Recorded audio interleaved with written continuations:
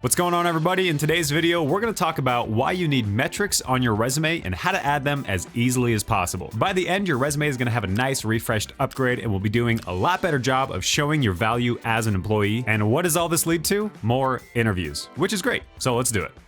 First off, let's take a look at some examples of metrics in use. We are here on the Teal Career Hub, and to show off a visual of what we mean by achievements with metrics, if we're going to show an achievement on how much money we saved our company, we might say something like secured a vendor contract resulting in annual savings of $200,000. If we're showing an example on saving time, we might say implemented a new project management system, reducing project completion time by 30%. So what's the benefit here? Why do you want to write your achievements with metrics? Well, because metrics show the level of success to your work, and they present your value in a nice and concrete and measurable way. For our example here, implemented a new project management system. If we just left it at that kind of leaves this achievement in a so what state. Why does it matter that we made a new system? Well, because it reduced project completion time. Okay, that's better. That's our value add or impact to our achievement, which does help a lot. But when we can specifically note that we reduced project completion time by 30%, that validates just how good we are at our job, which can be a deciding factor of like your skills over another applicant. It also shows that we care about the results, which of course an employer or, a business cares about results. And when it comes to your resume showing value, having metrics hits everything from that show don't tell angle, which you've probably heard before, and you've probably heard that.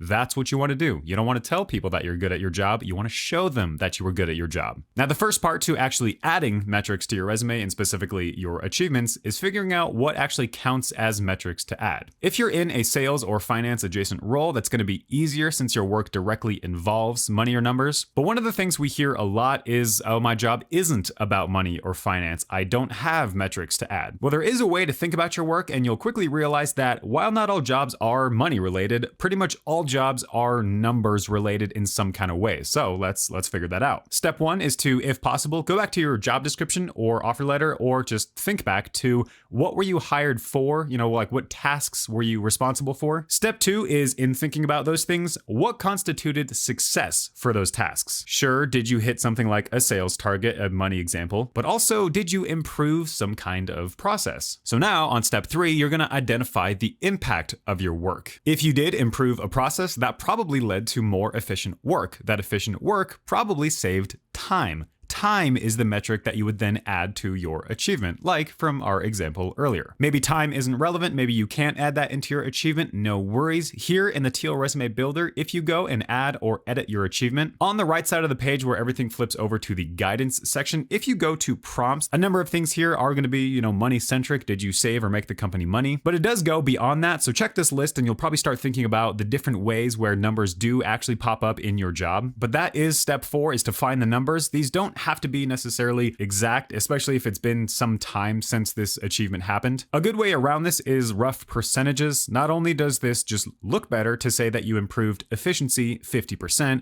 even if it was only, something that did take an hour, now takes 30 minutes. Saying something improved 30 minutes doesn't really look that great if you don't have all the context. So if you say you improved it 50%, that looks, because it is, fantastic. And then step five is just to get that achievement with your added metrics into your resume. You want to go through the 3-step framework of what did you do? What was the result of your work? And then what metric can you add to specify that impact? Back in the Teal Resume Builder, if you go to the Achievement Assistant, you have that 3-step process almost in like Mad Lib style. You can follow the 1, 2, and 3 steps, fill out your achievement, and then once you hit save, it'll show up fully written out back on the left side of your achievement in the career history. But now that you're set on the how and why of metrics, if you'd like to see how ChatGPT can be of help for generating these achievements also with metrics, you'll probably like this video right here. So check it out. It'll be linked above and below. If you have any other questions, also hit me down in the comments below. And make sure to check out the Teal Resume Builder for those awesome assistant tools. Like the video if it helped, subscribe for more, and until next time, take care.